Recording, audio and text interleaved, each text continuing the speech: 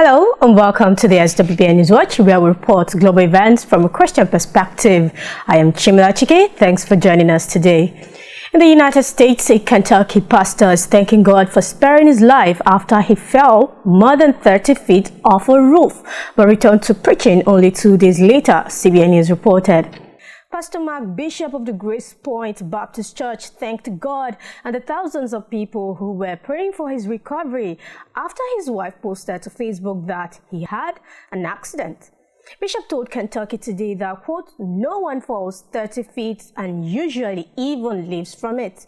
He believes it was the prayers of God's people," end of quote. In early December, Bishop went on his roof to hammer down a shingle that had come up from a previous storm. The outlet reported he was wearing casual shoes on a slippery roof, and before he knew it, he was sleeping. He was knocked unconscious from the fall and woke up when he was choking on his vomit. He told Siri to call his wife Kim so he could tell her he had fallen off the roof. His wife and her son Wesley reached him quickly before the ambulance and paramedics arrived. However, the church leaders reported that Bishop, who served in the army, says his airborne training may have kicked in as he braced for impact, but he realizes the outcome is nothing short of miraculous. The Kentucky pastor believes God was using the situation to turn people to him, while adding that he may have been broken when he left his property, but 2 hours later, not anything was broken and God was getting the glory. In a recent development, CBN News reported that religious freedom advocates are outraged and confounded after the Biden administration again declined to add Nigeria to the U.S. Department of State's countries of particular concern list, a designation targeting nations restricting or complicit in religious freedom violations. Joel Veldkamp, head of international communications at persecution watchdog Christian Solidarity International, has been among those urging the State Department to reclassify Nigeria as a nation violating residents' religious liberty to no avail. Veldkamp told CBN's FaithWire the Biden administration's decision to ignore international outcry over the matter is stunning, particularly in light of the deadly assaults unfolding against Christians in Nigeria on a daily basis. Veldkamp also said that the situation was not an exaggeration. Christians were being killed every week. He noted that the list of countries of particular concern was dropped at a time when fewer people were paying attention. Moreover, Veldkamp said he had spent the days before the release speaking with priests in Nigeria who witnessed and experienced the unthinkable. When Veldkamp was asked why Nigeria wasn't put on the list, this is what he said. Watch. I mean, it's just so obvious at this point that the U.S. is using this list as a way to get favor with the Nigerian government. I think the U.S. government knows that the struggle of the 21st century will be a struggle for control of Africa between the United States and China. China's making major inroads into Africa, and the U.S. wants to stop that. And in order to stop it, they're trying to get allies like the Nigerian government on their side. And almost certainly, Nigeria was put on this list by President Trump in 2020.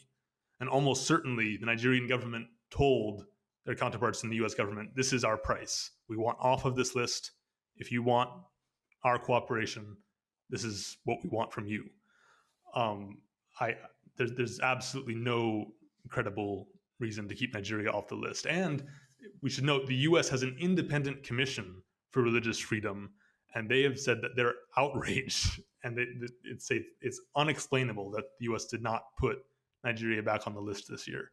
And they use the word outrage. I mean, they In an article published on the official website of the United States government, the U.S. Department of State explained that, quote, "Our announcement of these designations is in keeping with our values and interests to protect national security and to advance human rights around the globe."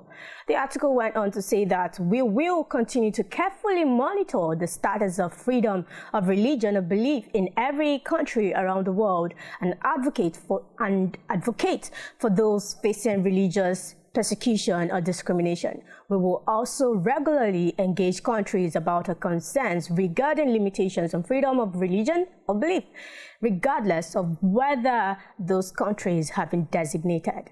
End of quote. In Central America, Premier Christian News reported that a Nicaraguan bishop who has been in custody since August for criticizing the government has been charged with crimes against the state. Prosecutors have accused Bishop Rolando Jose Alvarez of Matagalpa of conspiracy to attack the national integrity and propagating fake news through information technologies against the Nicaraguan society and state. The Catholic bishop made headlines in the summer after a picture of him kneeling in front of an armed police officer with his hands up in the air went viral. The church leader was pleading with authorities not to raid a Catholic radio station he led in the community. It is all part of a government operation to close 5 other radio stations, arguing they did not meet the technical requirements to be on air. Bishop Rolando was then placed under house arrest for several weeks before authorities decided to move him into custody in the country's capital, Managua. Moreover, the Washington Post reported that President Daniel Ortega's government arrested dozens of opposition leaders last year, including 7 potential presidential candidates. They were sentenced to prison this year in quick trials closed to the public. Ortega has contended the pro-democracy protests were carried out with foreign backing and with the support of the Catholic Church. Bishop Rolando could face up to 15 years in prison if found guilty. His trial is due to start on 10th of January. Persecution watchdog Christian Solidarity International published a damning report accusing the Nicaraguan government of committing serious freedom of religion and belief violations. It highlighted several cases of Christians being persecuted and punished for their faith, including imprisonment, forced expulsion from the country, and confiscation of property, among others. In the latest stunt from the woke crusaders, a popular doll brand has sparked outrage after publishing a guide that advises girls as young as 3 to transition their gender while also promoting puberty blockers, the Daily Mail reported. Responding to this development, CBN News reported that the American Girl has been known for promoting positive self-esteem among young girls, but the grounds have shifted following the release of a book titled A Smart Girl's Guide Body Image Book. The 96-page book, authored by Mel Hammond, shows 4 girls of different backgrounds on the cover, and the subtitle reads, How to Love Yourself, Live Life to the Fullest, and Celebrate All Kinds of Bodies. Meanwhile, Daily Mail reported that a passage in the book tells girls that haven't gone through puberty that, quote, the doctor might offer medicine to delay your body's changes, giving you more time to think about your gender identity, end of quote. It also provides a list of resources for organizations that children can turn to if you don't have an adult you trust. Still quoting Daily Mail, parents have since expressed outrage over the book's content, with one mom saying that it is using the guise of being just another educational companion to twin girls to convey deceptive and dangerous messages that convince girls to question their bodies. She added that the company is stripping away all innocence with the book's content. Reacting to this, CBN News reported that another parent expressed her outrage at this stunt. In her words, quote, my mind does not want to comprehend this evil agenda towards our children. Why do adults think it's okay to promote this awful act toward innocent children? It does not make sense to me. It grieves my heart, end of quote. A grandmother wrote on Facebook that, quote, these books are not directed or sold to older teenagers or adults. They are directed and sold for children. This messaging is the new pornography to ambush our children and grandchildren.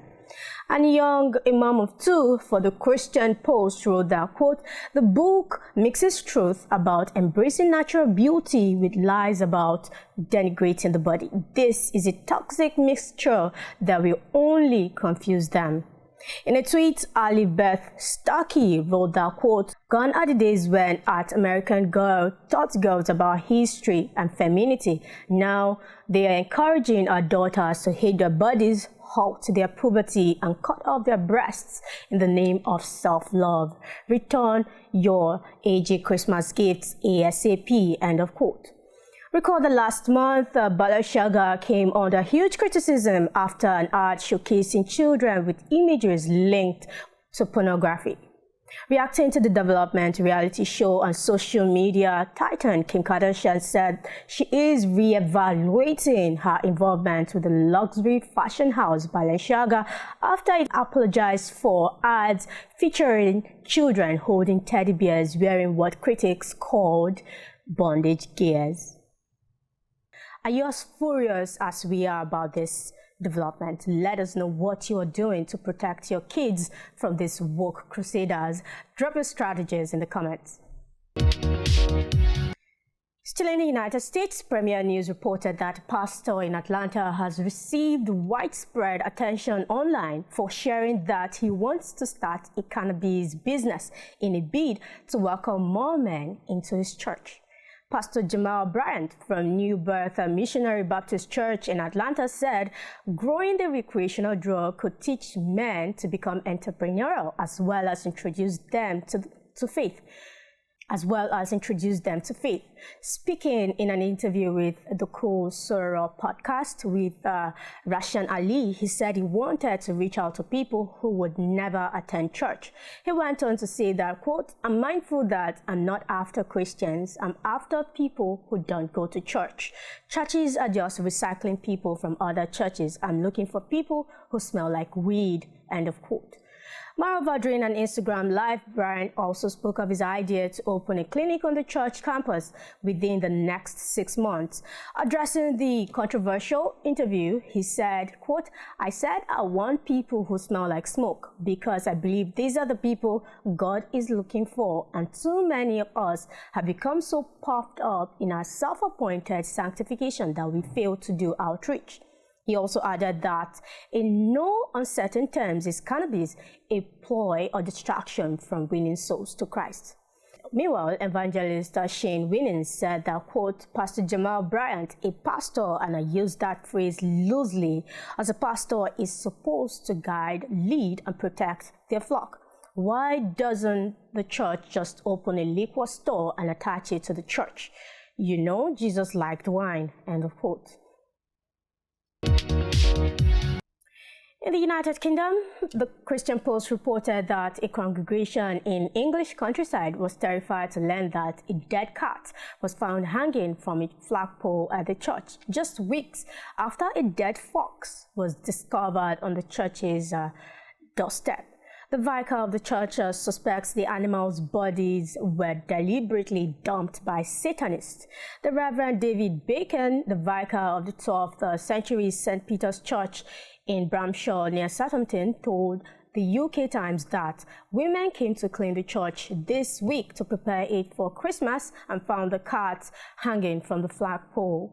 Satanists are being suspected because in 2019, a sheep had been stabbed and sprayed with pentagrams, and graffiti with the same occult markings were found on the church walls. Bacon says he can't definitively say that this incident was connected to the 2019 incident. He is of the opinion that those behind this recent act could be just angry at life in general or angry at the church. While this is the case in the UK, in the United States, Satanists installed their deity sculpture to mock traditional Christian nativity displays in a recent development. And that will be all for this edition of the SWBN News Watch. Before we go, we just want to appreciate all our viewers. Thanks for being part of our journey this year. Special thanks to all our panelists on the SWBN News Watch. We appreciate the special touch you brought to our topical conversations.